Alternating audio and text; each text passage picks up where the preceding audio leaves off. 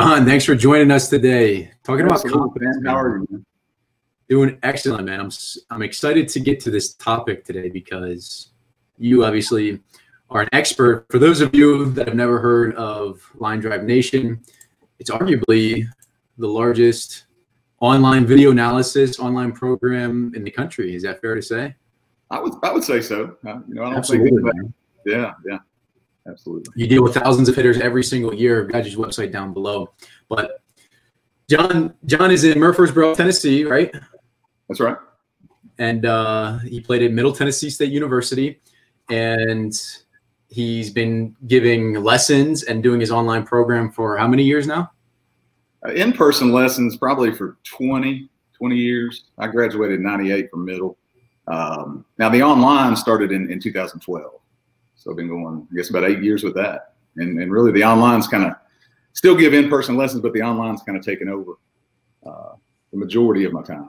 So you hear that 10,000 hour rule. John has definitely put in well over 10,000 hours working with hitters. So he's definitely an expert as far as confidence and what creates the difference between success and failure when a hitter steps to the plate. So let's jump into it. For those of you that are joining, thank you for joining in live. Hit a thumbs up and let us know any comments down below. But confidence. What is the big deal with confidence? Where does confidence come from as a hitter? I think confidence starts with the hitter himself, believing that you can do something. I think that's where the lessons really play into it. Getting those reps in and seeing the results in a cage, and then being able to take it to that plate. But I think it comes from inside the hitter himself. Yeah, I agree 100%. It is internal. A lot of players are looking for external cues, man. They're looking for what their coach is saying. They're looking for what their teammates are doing. They're comparing themselves to others. Do you think that's healthy, or do you think that's just destroying their confidence? I think that I kind of break it into three categories. So you've got the parents, they affect confidence. You got coaches affect confidence, and then you got the player himself. So I think I deal more with the youth levels, probably middle school on down. But I think the parents play a huge role in it, and I'm a big believer in you got to let the hitter play, the player play. 100%, 100%. I'll actually give you an example. I was on a call earlier today with a professional hockey player in Sweden, and he's 19 years old. This is his first year playing professional hockey. He still is struggling with his dad in the back of his mind. We're talking about a professional player, right? Right. I mean, you talk about the parents. He says when he makes mistakes in games, he's thinking about in the back of his head his dad reaming him out or giving him a hard time for making mistakes. So I think the age that you're dealing with, it's so crucial to get the parents and the players aligned, because not to say that every single one player you're working with is going to play professionally and they're going to be affected by this, but to have something as a 19-year-old that's been going on since you were probably 5 or 6 years old, I mean, that's a huge deal. Wouldn't you agree? No, it starts early. And, I have a rule, so I have two 11-year-old teams. I've got a AA level and a AAA level team. And I have a practice rule that, we've got a smaller facility, but the parents aren't allowed in the facility during the practice. Love that. It's not popular with some of them, but they understand, we're trying to get them out of their hitter's ear, whether it's defense or, offensively. But you can see the hitters that I work with that, they take a swing and they turn around and they look, at the parents. They're looking for that approval from them, which, and I believe it as coaches as well, that, you can't have failure. And I think that's what hurts the most is if you're afraid to fail, that confidence isn't there. I agree. So not only the parents, the coaches, and players, but it stems even bigger than that, in a sense that the player's scared to fail to begin with. Oh, absolutely. You can see it. When they step to the plate, if they're 0 for 2, or it's a big situation, runners on second and third, and you can just see the look on their face that you know, they just don't have that confidence because they're afraid to let, you know, afraid to let the, I guess, the parents down, coaches down, you know, teammates down, that type of thing. Yeah, 100%. What about fear of success? Do you see players with fear of success? I don't really think. Well, I haven't thought about fear of success much. You know, maybe they think they outperform where they should really be playing. Really they think, you know, if I have this level of success, I can't sustain it, or if I have some success, I can't repeat it. I really think that, you know, having success breeds more success and more confidence. You know, and I mean, you can see that in, you know, in game situations where, you know, if that first inning, the first guy gets on, the second guy gets on, you know, we start rolling. If you go, you know, 3 up, 3 down first inning, you know, sometimes that's a game changer for a lot of, especially youth teams. Yeah, 100%. Momentum is such a critical factor. But let's stay on the confidence train, and I can't tell you how many times in my career that coaches or parents or instructors talked about confidence, but not many talk about how do you develop confidence, right? They say, okay, you got to be confident at the plate, you got to be confident as a player, you got to be confident, you know, as a fielder, whatever it is. But very few really talk about the details of how do you actually be confident. Yeah, I mean, I think it kind of plays into the things we were talking about. And I think it starts with kind of the culture of the team, I guess you could say. And what I try to do with my teams to instill confidence is, you know, we're practicing with a purpose to get better, and we're coaching and we're teaching during, you know, our practices. But when it comes game time, you know, I let them play. I mean, at 11, we're calling our own, you know, we're letting the catchers and pitchers call their own pitches. And that really makes a difference and gives them, it kind of lets them own their development and own their, I love that. You know, so, you know, I think it's got to be a culture of the team that, you know, if Johnny misses the ground ball at short, you know, we're not subbing out, you know, putting somebody else in next inning or, you know, whatever. We're letting him fight through whatever it is. So I think it's a culture that really helps that. Yeah, I love that. I love that because, you know, even though baseball is such an individual statistic type sport, you know, the culture does play a huge role into it, and you're definitely influenced by the team and the coach. And I think it's awesome to have someone for you that sets the standard. But what if you know it just as well as I do? There's a lot of bad coaches out there, right? And yeah. I don't mean to say that disrespectfully. There's just simply people that shouldn't be coaching, right? Maybe because their intent is wrong. Maybe because maybe they have a great intent, but they have bad information. Or maybe, you know, there's a ton of reasons why, you know, quote unquote, someone could be a bad coach. What can a player do if he's in a bad culture, if he's in a bad situation, to develop his confidence? You know, maybe he's stuck on a rec team, or maybe he's on a travel team where, you know, the coach only cares about his son, or the coach only cares about a select number of players. And that could be detrimental to a kid's confidence, but how can he overcome that? Yeah, I mean, I think you know, there are, we say bad coaches. I mean, I think coaches have good intentions. You know, most of them do. And I think the competitiveness, you know, of travel baseball, you know, kind of gets there. But you know, I think if it's a situation where it is a coach that's bad, I mean, certainly, you know, as a parent, you need to look for, you know, a program for your player to improve that situation, a different program. But, you know, if you're in that situation, I mean, you still have the options to, you know, I mean, obviously, you know, taking lessons with an instructor that you trust, instructor that's you know, can help instill that confidence.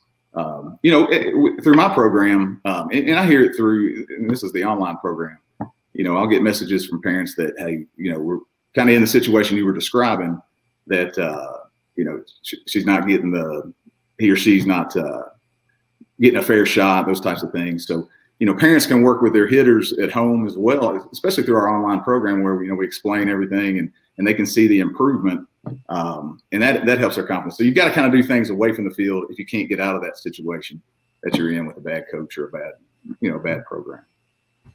Yeah, for all of you players out there, in case you don't know, Line Drive Nation, I think what John does is absolutely crazy. It's absolutely ridiculous, the amount of value that he gives.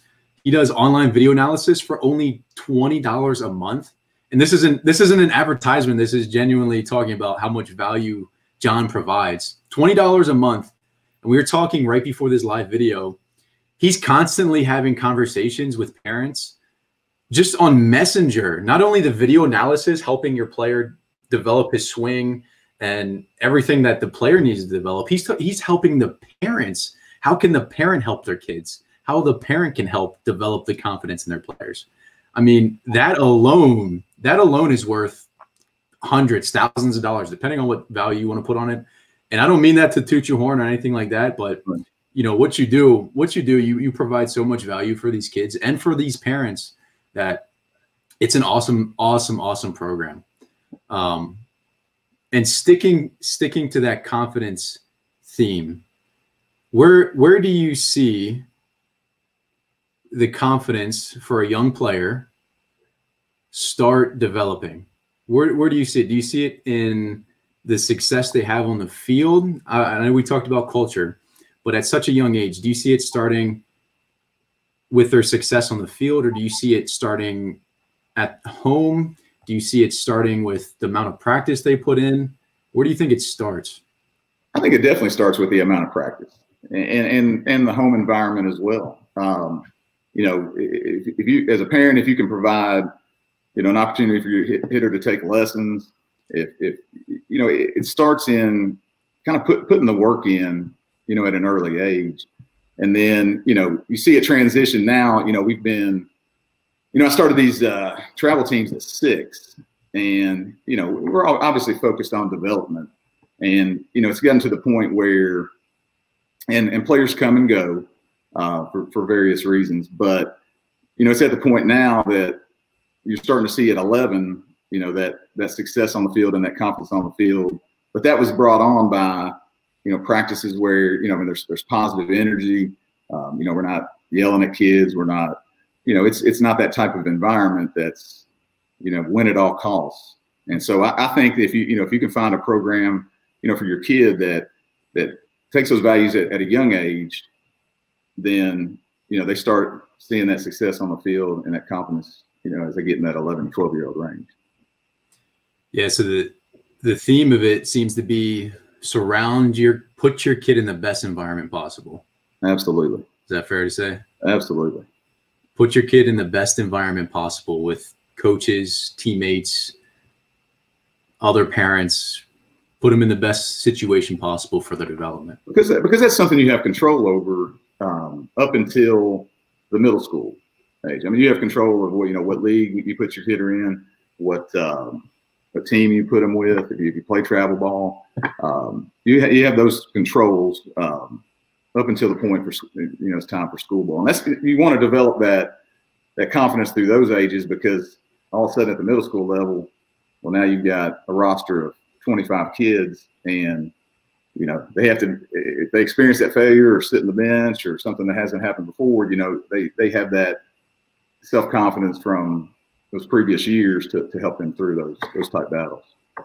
Yeah, there's a really tricky age I kind of want to pick your brain on a little bit, that transition from middle school to high school.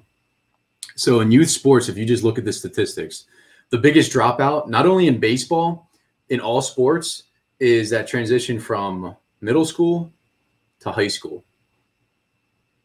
And obviously a huge factor is confidence, right? You're around much more competition. You got to fight more for your spot, right? Right. What do you see as, you know, that the biggest opportunities, I'll say opportunities, for a player maybe going from middle school to high school? Well, I mean, I think going from middle school to high school, you know, the biggest thing you're running into there is, you know, size. And so size and strength. And, yeah, you know, I think you know, because really in today, especially around here, I mean, you've got large high schools where, I mean, it's very competitive.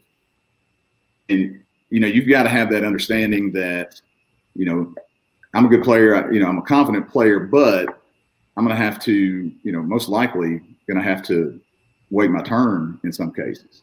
And so I think that becomes, you know, kind of the environment at home, your instructors that you work with, you know, have to help breed that understanding that, you know, you're quite possibly going to have to wait your time. And I think a lot of people aren't ready and prepared to do that. And that's where that you see that drop off because, you know, maybe they were a starter or played some in middle school. Now, you know, freshman, sophomore year, it's you know, it's a tough deal. But that, you know, you have to prepare yourself with the instructors, you know, you work with, and with, you know, parents have to understand that it's, you know, it's a fight to win a position. Always, man. It's always, and competition, I think, is a great thing. It is. Competition is a great thing, but it has to be developed at a younger age. It has to be developed early to embrace it. Yeah, and we're, you know, kind of going along the again, started these teams early at 6, and you know, now stepping into 11 and 12 is going to be a little bit different environment as far as, you know, everybody's not going to play every game. You know, usually, you know, you have a roster of 10 to 12, everybody bats and that kind of thing. You know, it's going to start getting more competitive, but they need that at this age before they step into middle school, you know, to understand that, hey, I work and perform to, you know, to play, because that's what they're going to have to do, you know, down the line. So what would you say the top 3 or top 2 areas where players miss out on developing their confidence? What are 3 things or 2 things that they should be doing to develop their confidence? Well, I think number 1 is taking some kind of instruction, whether it's in person, the online program that I offer. I think that's a definite. And I think you need to get as many game reps as you can. You know, if you can play, because you have, you know, it's really amazing to me, and I wouldn't have said this when I first started giving lessons, but, you know, by the time they're really 8 and 9, you know, if you've been in a rec ball league and not that there's anything wrong with a, you know, rec ball, but, you know, if you're not in some kind of competitive environment, you know, by the time you're 9 or 10, I mean, it's tough to really get in there. So I think, and the travel teams, you know, are on the field a lot more, obviously. So they, you know, they get more games in. So I think, you know, you've got to be with a good instructor that you trust, and then definitely get as many game reps as you can. Yeah, that instruction is so valuable. You know, having a coach or having a mentor, you know, that understands who you are as a player and can guide you along is incredibly valuable. I wish I knew about you when I was in college, man. Because I'm gonna be honest, man. Even at the Division I level, I was getting fed, you know, some misinformation, and like you said, coaches usually have good intent. Coaches have good intent. Absolutely. Hitting has changed. I mean, it really has. You know, from when I played, much different instruction. It's just really evolved. Even when I started, you know, I mean, it was 20 years ago, started giving in-person instruction, but, you know, I really made the switch about to what we teach now when I started the online. And when you break it down and see, you know, what your big leaguers, your high level players are doing versus, and these things can be put in, you know, to young hitters, these concepts, you know, they're not difficult. You know, they take some, you know, they take time, they take practice, and they take an understanding of it. But yeah. Let me throw this in, because I think this is probably a part of your program that helps a player's confidence that they might not even realize, is that the fact that they're sending you a video, maybe the first video they ever send you, and their swing is probably maybe not very good, right? Maybe a lot of work. Just having that comparison, saying, okay, this is where my swing was a month ago, 2 months ago, 3 months ago, being able to compare it to all of the adjustments that you've helped them with. I mean, that's got to be a huge confidence boost in itself, right? Oh, it absolutely is. And I'll give you an example. I had a softball player the other day that, you know, the message to me was we took 100 reps, 100 swings, and I got one good one, or one that looks like what you want her to do. Yeah. And, you know, so now, you know, I was working with her this morning. She sent another video that, you know, now she's putting together out of those 50 swings that she's taking, 6 or 7 of them are starting to look like what we're after. And so, yeah, when they see it, it's powerful. There's no denying it. If you go and that's why I started the online program is, I would have people come in that were taking in-person lessons and say, hey, he's just not doing what you he doesn't look at the field. He doesn't look like he does in here. I said, well, everybody's got a camera on their phone, so take a video. And so I thought, well, if they can see it, let's just try to do this online. But it is very powerful when they can see if they're improving and see if they're not improving. If you take a lesson, like when I'm throwing to somebody in the cage, I can't break them down like I can, through the online program. Yeah, the visual feedback is invaluable in my opinion, because oftentimes too, I see coaches, they're obviously trying to explain something verbally, and the hitter may perceive something completely different. If you're talking about something specific with your swing, right? Maybe the position of your body or something that you're trying to do or something that you're trying to feel, right, compared to just simply looking at it. I mean, it's like night and day, right? It is, absolutely. I mean, and the funny thing too is even with, you're looking at it and, if we're trying to get, some barrel depth, get our barrel in the zone early. Well, there's 3 or 4 different drills that can try to accomplish the same thing. And one drill may work for one hitter and it doesn't work for the other. And so, you still have that, what works, everybody's different. Of course. And so, you got to try different things to get to the point you want to be. But there are certainly constants, right, in a successful swing. Absolutely. That you're trying to show, and in relation to confidence, right? If you can show X player, right, a new player in your program, that hey, you're doing this with your lower half, and it's almost identical to a professional player, right? That's a great thing. That's going to be another huge bonus for boosting their confidence. Yeah, we use that a lot through the online program. Is a comparison against a big leaguer or other players that are having success. And when they can see, hey, my barrel's in the zone the same amount of time that Josh Donaldson's is in the zone, they watch, they turn that video off and they feel real good going to the cage the next day. Definitely. That's an extremely powerful tool, man. And it's awesome that technology allows us to do that.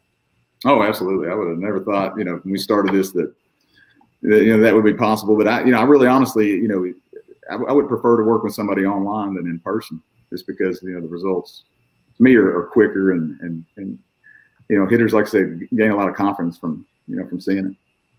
Of course, man. So quick recap. So culture, surround yourself with good people, right? Right. Put your son, put your daughter in the best culture, the best opportunity to succeed.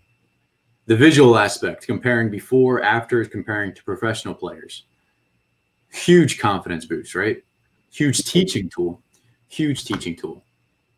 What is there anything else that you would want to add that's, I would say, crucial or a big element in confidence for players?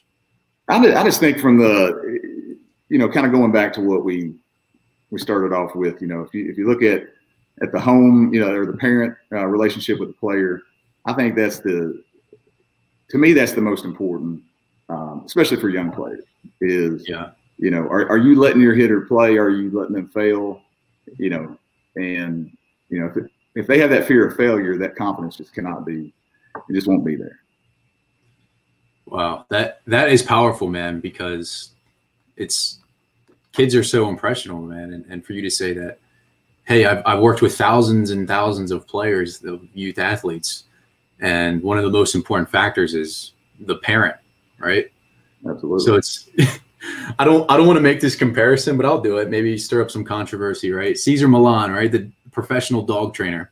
He says he's not training the dogs. He says he's training the owners of the dogs. Right. So it's almost like the same situation, right? Oh, absolutely. I mean, it's on our teams, we really strive, and it's led to some people deciding to leave the program. It's not, it's not for everybody, but, my players on my team, have confidence that they can make mistakes and not, suffer a consequence, for it. and it just lets them play loose, lets them play free, and I just think it's the best environment, best way to handle it. That right there is what kills. I mean, you just nailed it right on the head. That is what kills so many players' confidence, is that you say fear of failure, but they're scared as soon as they mess up, someone's going to be there in their ear, right? There's going to be a consequence right away. Dad's going to be mad. Mom's going to be pissed. Coach is going to be mad. My teammates are going to be upset. Yeah, and listen, it's you see third base coaches, practically giving a hitting lesson from the coaching box. Yeah. And then you got, mom and dad in the stand. It's a hard enough game, and it's a game of failure. It's a hard enough game without having those, external distractions.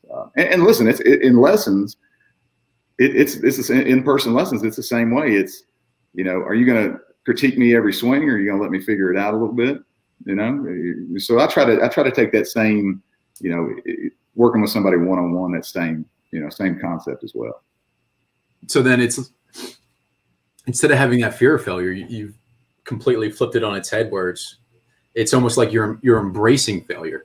You're allowing them to mess up, and you almost want them to mess up so they can learn. Yeah, absolutely. I mean, you take the swing path, for example, and you show them, hey, if you're not on plane with the pitch long enough and you're cutting down across the ball, that's the result you get. I mean, you popped up to the second baseman. You foul the ball back and you'll get 2 strikes on them. They can't learn unless that failure happens. That's awesome feedback, man. That's excellent insight for anyone watching. Definitely tons of valuable nuggets in that talk today. John, one thing you want to leave people with? Just let the players play, and enjoy watching them play.